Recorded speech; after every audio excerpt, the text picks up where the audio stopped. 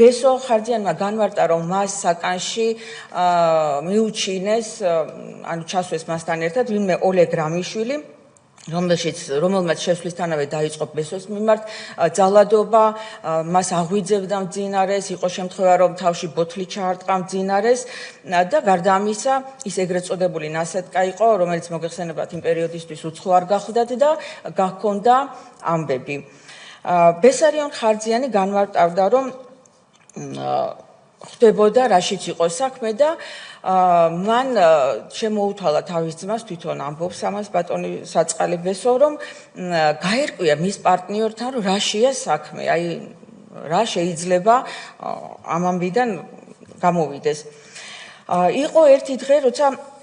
საკნიდან გაიყვანეს ოლეგ რამიშვილი და იგი დაბრუნდა გაფრთხილებულიო, ბრძანებდა ბესო ხარჯიანი და მითხრაო, რომ ის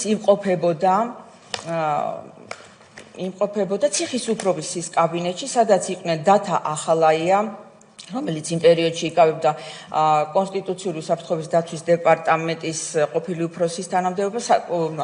თანამდებობას, საქართველოს თავდაცვის მინისტრის ძმა, აი ასეა სასამართლო გადაწყვეტილებაში მოხსენიებული და სოსო თოფურიძე, რომელიც გახლდათ კონსტიტუციური უსაფრთხოების დაცვის დეპარტამენტის კუდის უფროსის მოადგილე.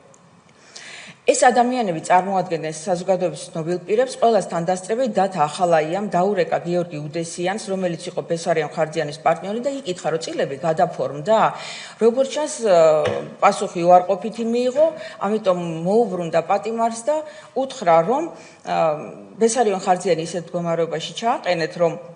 წილები გადააფორმოს და თუ საჭირო გახდება, ისე უნდა ეცემათ, რომ გონება დაეკარგათ და გაეუპატიურებინათ.